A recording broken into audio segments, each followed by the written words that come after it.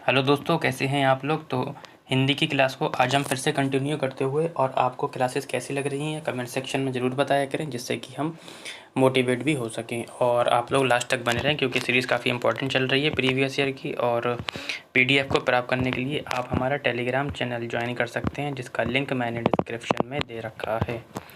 तो question number 11 से हम शुरू करते हैं, क्योंकि कल हमारे 10 क्वेश्चन कंप्लीट हो गए थे। कह रहा है कि उच्च प्राथमिक स्तर पर भाषा आकलन की दृष्टि से सर्वाधिक महत्वपूर्ण है।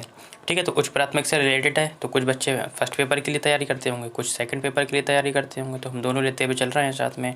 तो उच्च प्राथमिक स्तर पर भाषा आकलन की दृष्टि से सर्वाधिक महत्वपूर्ण क्या है। कह रहा है कि अवलोकन करना है, जाँच सूची बनाना है, साक्षात्कार इंटरव्यू लेना है, सूची बनाना है, या लिखित परीक्षा। तो उच्च प्राथमिक स्तर की बात कर रहा है, तो इसलिए क्या आ जाएगा, लिखित परीक्षा हो जाएगा। ठीक है, यानी कि ऑप्शन नंबर आपका डी हो जाएगा। ठीक, आगे बढ़ते हैं बिना देरी से। क्वेश्चन नंबर हम 12 की ओर कहता है कि विस्मयादि बोधक चिन्ह का प्रयोग कहाँ किया जाता है। कह रहा है कि विषाद, विस्मय, घृणा पर, आह्लाद सूचक शब्दों के अंत में, सादर बड़ों के संबोधन में, या उक्त सभी। ठीक है, देखो विस्मयादि बोधक जो चिन्ह है ये घृणा पर है ना, खुशी पर यहाँ पर किया जाता है, विषाद, विस्मय, घृणा पर किया जाता है। ठीक है, यानी कि क्वेश्चन नंबर 12 का आंसर ऑप्शन नंबर ए हो जाएगा। ठीक है, आगे बढ़ते हैं हम क्वेश्चन नंबर 13 की ओर। और हमारा क्वेश्चन नंबर 13 कहता है कि द्वितीय भाषा की पाठ्यचर्या एक लक्ष्य है। कह रहा है कि प्राकृतिक भाषा ज्ञान में अर्जित दक्षता के अनुरूप एक्स दक्षता प्राप्त करना है। कह रहा है उच्च दक्षता प्राप्त करना है, सर्वोच्च या औसत या बुनियादी। ठीक है, तो प्राकृतिक भाषा ज्ञान में अर्जित दक्षता के अनुरूप हमें बुनियादी, कौन सी, बुनियादी दक्षता प्राप्त करना है। यानी कि 13 का ऑप्शन नंबर क्या हो जाएगा, डी, बुनियादी हो जाएगा। आगे बढ़ते हैं हम क्वेश्चन नंबर 14 की ओर। और क्वेश्चन नंबर 14 हमारा अच्छा क्वेश्चन है। कहता है कि कौन सा वर्ण घोष नहीं है। तो पहले तो आप ये जान लीजिए, घोष नहीं है यानी कि अघोष पूछ रहा है ना। तो अघोष, अघोष, इसकी एक ट्रिक है याद करने की।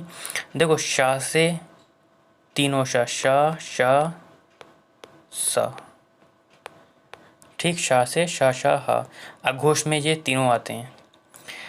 इसके बाद ये देखो, यहाँ पे एक मात्रा है इसलिए एक, यहाँ पे दो मात्रा है इसलिए दो, यानी कि वर्गीय व्यंजन का पहला और दूसरा।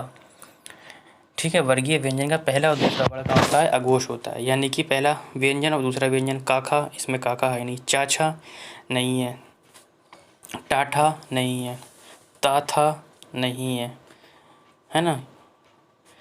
या र, तो रा है, यानी कि रा क्या है, हमारा अघोष है। ठीक है, बाकी ये सब क्या है, बाकी ये सारे के सारे क्या है, यानी कि जब अघोष में पहला दूसरा आ गया तो सघोष में कौन सा आ जाएगा, तो सघोष में तीसरा, चौथा, पांचवा आ जाएगा। जो इसमें हा बचा है वो आ जाएगा, सभी स्वर आ जाएंगे, और अंतस्थ व्यंजन यार अलावा आ जाएंगे। ठीक है,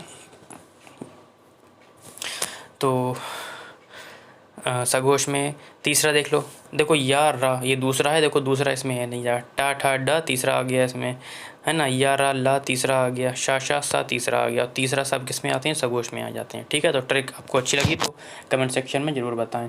आगे बढ़ते हैं क्वेश्चन नंबर 15 की ओर। और क्वेश्चन नंबर हमारा 15 कहता है कि भाषा के विभिन्न कौशलों को एक्स के रूप में पढ़ाने की अनुशंसा की जाती है। कह रहे क्रम से पढ़ाने की अनुशंसा की जाती है, एकीकृत पढ़ाने में, उच्च पढ़ाने में, या निम्न पढ़ाने में। देखो, ना ही उच्च ना ही निम्न। बच्चों को इस ऑप्शन में और इस ऑप्शन में काफ़ी कन्फ्यूज़न होता है कि जो भाषा के कौशल हैं, कौन से कौशल, सुबोपली, ट्रिक बताई थी मैंने, सुबोपली। ठीक है, सु से सुनना, बो से बोलना, पा से पढ़ना, ली से लिखना, है ना। तो कह रहे हैं कि भाषा के जो विभिन्न कौशल हैं, यानी कि सुबोपली को किस रूप में पढ़ाने की अनुशंसा की जाती है। अरे क्रम से, पहले सुनो, बोलो, पढ़ो, लिखो, या एकीकृत।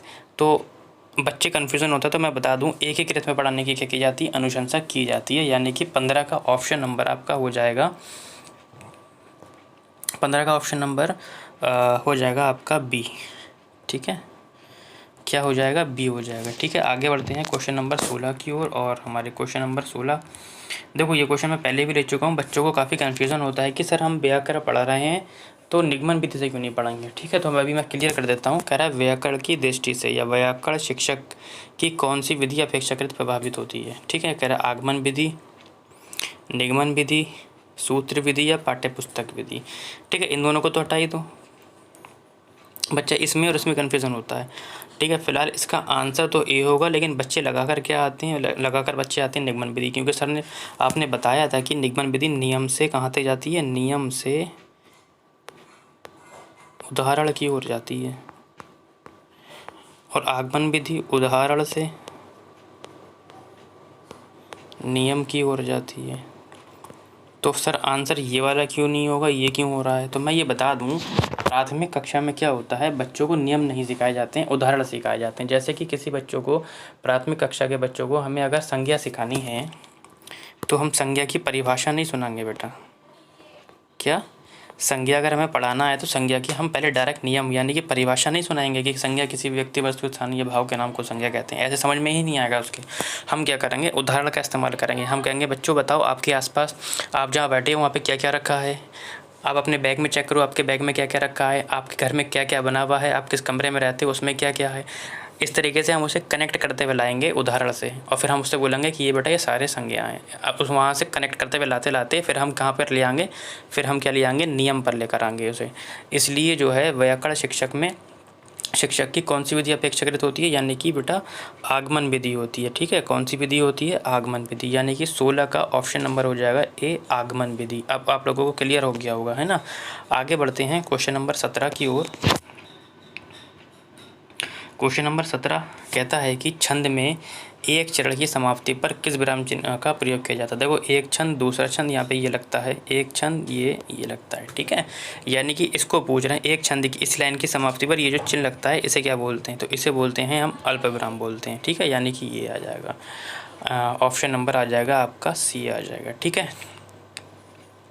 तो आगे बढ़ते हैं क्वेश्चन नंबर 18 की ओर। और क्वेश्चन नंबर हमारा आज का 18 कहता है कि त्रिभाषा फार्मूला भारत की एक्स की चुनौतियों और वाई को संबोधित करने का प्रयास है।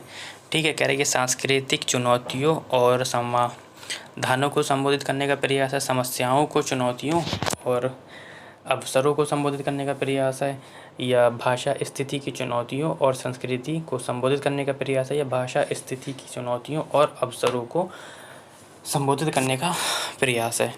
देखो समस्या वाला तो वैसे ही कर जाएगा, है ना।